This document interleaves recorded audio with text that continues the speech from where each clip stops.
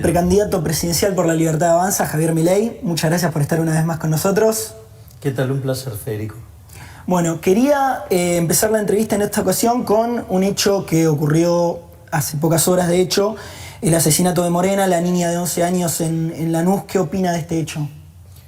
Bueno, uno puede, como siempre señalo, hacer foco sobre la cuestión coyuntural, sobre lo aberrante del hecho, sobre lo poco que vale la vida humana, o sea, el poco respeto que hay entre los humanos, pero eso no es algo que va a permitir dar solución. Esto es una cuestión más de índole estructural. Es como consecuencia de 100 años de decadencia argentina, que no es solamente una decadencia económica. En realidad la decadencia económica es el reflejo de la decadencia moral. Y esa decadencia moral, que implica que en lo económico nos está yendo muy mal, tiene también una falta de valoración por la vida. En ese contexto hay que entender ese crimen, y hay que entenderlo también en que hace más de 20 años Argentina decidió abrazar a la doctrina Zaffaroni. La doctrina Zaffaroni básicamente lo que hace es cambiar los roles. Pone a la víctima en el lugar del victimario, ¿sí? Entonces, y al delincuente como una víctima. Entonces todo ese conjunto de políticas derivan en una reducción del costo para el delincuente, y eso hace que la actividad delictiva sea más rentable y por ende conlleva a más delito. El problema es que también uno ve que en la sociedad y en los medios de comunicación eso es muy grave y se nota con mucha claridad, y yo lo percibo por el nivel de agresión que recibo por parte de algunos comunicadores, es que no logran hacer conexión entre causa y efecto. Entonces, claro, frente al hecho aberrante se horrorizan y se ponen muy, digamos, no sé, a ver si no están impostando una solución, una posición, pero en realidad son cómplices porque, digamos, viven promoviendo todo ese tipo de políticas. De hecho, nosotros somos los únicos que verdaderamente planteamos de cara a eso una respuesta contundente. Nosotros justamente no hemos inventado nada, es decir, la respuesta que nosotros damos es la misma que se le ocurrió a Gary Becker cuando dijo esto no podía terminar bien, que él estaba dando clases en la Universidad de Columbia en New York, y eso en la vida real después se plasmó en lo que es el principio de las ventanas rotas de Rudolf Giuliani, y que básicamente es el que las hace las paga. Es decir, nuestra doctrina de seguridad, digo, pese de que hay una candidata que se copió nuestro eslogan, nosotros para eso, que el que las hace las paga, básicamente lo que hacemos y que estamos proponiendo es una reforma de la Ley de Seguridad Interior, una reforma en la Ley de Defensa Nacional, una reforma en la Ley de Inteligencia, una reforma en el Código Penal y una reforma en el Código Penal Procesal, y obviamente todo un upgrade en el sistema carcelario. ¿Para qué? Para dar lucha a la delincuencia. Y esto hay una cosa también muy importante, y es que nosotros estamos dispuestos a dar el aval político a las fuerzas de seguridad para que hagan su trabajo. Cosa que las fuerzas de seguridad saben que de parte de la política no lo tiene. El principal acusado por el crimen es un niño de 14 años, que fue detenido y ahora están analizando si lo llevan a un centro de menores o qué hacen con él. También fue detenido el padre. ¿Se debe bajar la edad de imputabilidad? A ver, vos lo que tenés que juzgar es el delito. Y este es un delito de asesinato y tiene que pagar por ser un asesino. Es decir, a ver, acá lo que tiene que quedar claro, que cuando un delincuente decide llevar a cabo un acto criminal, bueno, en ese acto criminal le puede ir la vida o le puede ir la libertad. Es decir, porque para eso están las fuerzas de seguridad. Entonces, tiene que ser encarcelado por el crimen que cometió. Bueno, habrá que buscar el lugar para un menor, ¿sí? Pero que tiene estas características de ser un asesino. ¿Qué le podría decir a los padres de la víctima? A ver, digo, no le podés decir nada a los padres. Creer que le podés decir algo a los padres sería de una hipocresía. Digo, ¿cómo le vas a creer decir algo a alguien que acaba de perder un hijo? Es decir, esta gente que perdió la hija hoy. ¿Qué explicación le querés buscar? Es decir, entonces, ¿qué vas a encontrar? Políticos demagogos dándole su apoyo y todo. Y después se corren, después desaparecen. ¿Sí? Porque lo hacen con todo. Es decir, la verdad es que, de vuelta, que es lo mismo que decimos nosotros siempre, este desastre que es la sociedad, que es un baño de sangre, es como consecuencia de estas políticas abolicionistas impulsadas por esta casta política. Entonces, vos no podés esperar que haciendo las mismas cosas de siempre, tener resultados distintos. Y tampoco vos podés esperar, sí, que con lo mismo de siempre, digamos, tener algún cambio, porque no les interesa cambiar. Ya tuvieron la posibilidad, todos estuvieron en el poder, todos pasaron por el poder y nunca hicieron nada al respecto. Por lo tanto, o sea, digamos, una Argentina distinta es imposible con los mismos de siempre. Por eso nosotros venimos a proponer un cambio. Es más, yo ayer, digamos, le hice un upgrade. Dije, ya no hablo de 180 grados, hablo de 540. Porque los saco a pasar a los políticos en una vuelta de 360 y además le meto los cambios por 180 grados para poner a la Argentina de pie y que inicie su sendero de crecimiento. Y en este sentido, ¿cómo ve que la mayoría o prácticamente todos los candidatos presidenciales y a gobernador suspendieron sus actos luego de este hecho? Bueno, eso es parte de la hipocresía y de la mentira de las políticas. Porque en realidad, ¿por qué lo hacen? Porque ante el hecho se pueden empezar a disparar entre ellos. Entonces, ¿qué pasa? Ninguno de ellos sale ganando en ese juego. Entonces, ¿qué hacen? Llaman al silencio para que las aguas bajen y la gente no se enoje con quien se tiene que enojar, que son con los políticos, ya sea de la oposición o del oficialismo. Sí, porque son los... A ver, acá en el 2001 hubo un que se vayan todos, no se fue ninguno. Están los mismos y además se multiplicaron. Entonces, todos son corresponsables de ese desastre. Y ahora, mucho más especialmente, piden ese alto el fuego, porque hay un outsider. Bueno, yo vengo de afuera, yo no soy parte de esta decadencia, yo no soy parte de este desastre. Entonces yo estoy en condiciones de decirle, ustedes son parte del desastre, es decir, ustedes no van a arreglar nada porque no les interesa arreglar nada. ¿Cree que este crimen, al estar tan cerca de las elecciones, puede haber generado algún impacto en los votantes? No lo sé. No lo sé. ¿Cómo está viviendo usted en lo personal el cierre de campaña? Bueno, fue muy emocionante el otro día en el Movistar Arena. Todas las entradas que estaban disponibles se agotaron. Es decir, porque nosotros teníamos el control sobre todo eso y la verdad que ha sido un evento, creo que de una calidad estética sublime. Y bueno, después hemos tratado de aportar algunas ideas para lo que era un cierre de campaña. ¿Está conforme con lo que se hizo hasta el momento?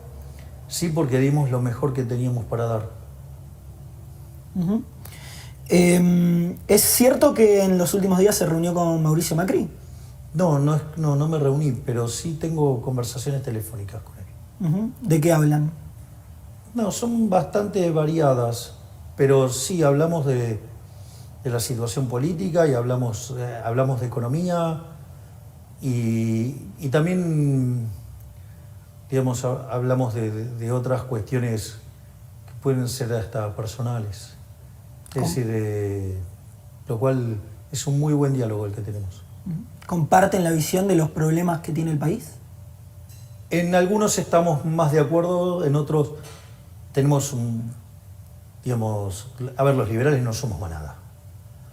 Pero a mí me parece que, como lo señalamos en el discurso, en los últimos 40 años hubo dos grandes intentos de hacer algo distinto, que fue el caso de el menemismo, que con errores y con virtudes fue el mejor gobierno de la historia argentina, y el otro intento fue el de Macri, pero el problema es que los parásitos de la política se le metieron adentro de la estructura y cuando tuvo que hacer los cambios, le conspiraban contra los cambios. Esto es, los radicales, ¿sí? la coalición cívica y muchos de los que hoy están en este candelero, ¿no? Es decir, si hay algo que le erró Macri fue hacerle caso a ese grupo, ¿sí? Que hoy son los que están peleando, ¿no? Es decir, lo que quiero decir es que si a Macri le fue mal teniendo las ideas correctas y teniendo problemas de matices, por decirlo de alguna manera, imagínate si además elegís los que son parte del problema. Por ende, por eso siempre digo que Juntos por el Cambio es una alianza que está condenada al fracaso. ¿Lo ve como un posible aliado en un eventual gobierno suyo? ¿A quién? A Mauricio Macri. Ayudando, digamos, yo a la tengo una gobernabilidad. excelente relación con él y yo respeto mucho y valoro mucho la opinión de alguien que estuvo sentado en el lugar donde estuvo sentado él. Para mí eso es algo muy valioso. ¿Qué opina de la suba del dólar que se registró en estos últimos días? No es que el dólar está subiendo, es que el peso está perdiendo valor. Es decir, el peso es como una barra de hielo en el desierto de Sahara a plena luz del día. Entonces se derrite. Entonces, en una situación donde se genera un exceso de oferta de dinero, ya sea por lo que se emite, por lo que se espera emitir, y además porque no tiene una demanda que lo acompañe, eso hace que el peso pierda valor y que todos los precios expresados en unidades monetarias suban y el dólar es un precio más. Lo que pasa es que como es un activo financiero, sube más rápido nada más, pero el desastre monetario en Argentina está plantado, ¿eh? Argentina tiene un desequilibrio monetario que es peor que el que teníamos en la previa del Rodrigazo. La previa del Rodrigazo, cuando estalla el Rodrigazo, la inflación se multiplica por 6 y la cantidad de pobres por 5. Pensar que sería llevar la inflación arriba del 900% o en torno al 900% y no podés multiplicar por 5 la cantidad de pobres porque no te da la matemática. Que eso quiere decir que tendrías un desastre social. Y por otro lado tenés indicadores sociales peores que los que tenías en el 2001 y como si todo esto fuera poco, el balance del Banco Central muestra una relación entre pasivos remunerados, LELIQs, y base monetaria que es superior a lo que vos tenías en el primer trimestre del año 89, es decir, en la previa de la hiperinflación de Alfonsín. Por lo tanto, están dados todos los condimentos para una crisis colosal. Y los únicos que tenemos una propuesta seria para resolver este problema somos nosotros. Los demás son todas soluciones cosméticas y de muy baja calidad porque lo único que hacen es trabajar sobre el flujo, no trabajan el problema en los stocks. Es decir, nadie te dice cómo arreglar el problema del Banco Central. Nosotros sí te decimos. Porque cuando decimos que hay que eliminar el Banco Central quiere decir que vamos a rescatar todos esos pesos que son las LELIQs y la base. Y que es la única forma de evitarte la hiper. Por lo tanto, la situación tiene que ver con el descalabro monetario, ¿no? ¿Y esa crisis cree que puede llegar a estallar antes del cambio de gobierno? Dos cosas. Si lo supiera no te lo diría porque lo estaría arbitrando en el mercado en función de mi bolsillo. Segundo, te voy a contar algo. Yo me hice famoso con un libro que se llama Política Económica contra Reloj, donde nosotros, aplicando el modelo de Flody-Gaber, que es un modelo de crisis de balance de pago de primera generación, con determinación del momento de crisis, anticipábamos que se venía la crisis, y efectivamente la crisis vino. Entonces, a partir de ese momento, hicimos una nota en Infobae, que la hizo el querido Daniel Estico, a pedido de Daniel Haddad. Así es que mirá, digamos, el recorrido que tengo de tantos buenos momentos con Infobae, un montón de personas muy buenas que conocí en Infobae. Y en realidad esos modelos son modelos para entender la naturaleza del problema. El tiempo es del creador, olvídate. Vos no sabes cuál es la chispa que dispara la caída de la demanda de dinero. En general son episodios políticos y no sabes cuál de esos episodios es el que gatilla la chispa. Por lo tanto, vos podés hacer el ejercicio para tratar de entender cómo funciona, pero Nadie sabe el tiempo. ¿Qué espera para este domingo? Que la gente vaya y vote, porque si quiere sacar a los que en el 2001 no se fueron, la única forma de sacarlos es ir y votar. Es decir, sacarlos, digamos, a urnazos limpios en la cabeza, o sea, llenarle las urnas de voto para sacarlos. Eso es lo que espero. O sea, porque, digamos, la queja permanente no conduce a nada. Entonces, hay que ir, hay que votar, hay que fiscalizar, hay que involucrarse, porque si no, esta gente va a seguir ahí. Digo, no se fueron en el 2001, digo, tampoco se van a ir ahora. Entonces, si la gente no toma conciencia de eso, bueno, entonces que después no se quejen, que sigan los mismos de siempre. Porque ellos sí van a votar, ¿eh? Ellos y sus huestes parasitarias van y votan. Entonces, hay que ir y votar porque es la forma de sacarlos. El sistema democrático tiene esa forma. La única forma que tenés para sacarlos es yendo a votar. Y a los indecisos que no saben aún por qué candidato votar, ¿qué les diría? Que miren las boletas, que miren las caras de las boletas y vean cuáles son los que llevan 20, 30, 40 años el Estado y quiénes son los verdaderos nuevos del sistema. Porque ahí también les va a permitir entender todo lo que pasó durante la campaña, cómo nosotros fuimos agredidos tanto por el oficialismo como por la pseudo-oposición, quiénes son los que están verdaderamente contra el statu quo. Que vean, digamos, o sea, de vuelta, una Argentina distinta es imposible con los mismos de siempre. Los mismos que te trajeron a este fracaso, ahora te dicen que te van a sacar. ¿Y por qué no lo hicieron antes? Si vos haces mal tu trabajo, 6 meses, te echan. Bueno, esta gente viene fracasando hace 40 años y las ideas que promueven vienen fracasando hace 100 años. Y además, una de las cosas que yo señalo que el problema más grande en esto es que la solución está en manos del problema. ¿Qué quiere decir? Los políticos son parte del problema. A ellos les va bien con este sistema. Los incentivos de los políticos no es cambiar el sistema. Por eso, digamos, para ellos es muy cómodo cuando es, digamos, o sea, el kirchnerismo contra, no sé, Cambiemos, que de Cambiemos no tiene nada. Pero, ¿por qué? Porque entonces se prestan el poder entre ellos. Esta vez se les planteó un problema grave, que es un outsider, ¿sí? Y que viene a patear con todo el statu quo, y eso es lo que los pone tan molestos. Entonces, lo que tiene que entender la gente es, puede votar los que generaron este fracaso y que además no tienen incentivos a cambiar las cosas, o los que verdaderamente queremos hacer un cambio que ponga de pie a la Argentina y que de acá a 35, 50 años Argentina sea una potencia mundial. La última que le hago. ¿Qué le diría a aquellos que no quieren ir a votar porque son, o que no están convencidos de ir a votar porque son elecciones primarias? Que es un error, porque fíjate cómo determinó todo el tablero político lo que pasó en las pasos de la anterior elección presidencial, lo que implicó en términos de mercado, lo que implicó en términos de la evolución de las variables económicas. Por lo tanto, o sea, las pasos son mucho más importantes de lo que se cree. Y en realidad, además, otra cosa que debería quedar claro, que deberían votar por convicción. Porque esos votos estratégicos después están siendo operados por las fuerzas políticas en cuestión, que promueven el voto estratégico ¿para qué? Para llevarse agua a su molino y perjudicar a otra fuerza. Ejemplo, perjudicarnos a nosotros. Entonces, que vayan, voten y que voten por convicción, que voten al que más les gusta, pero que voten.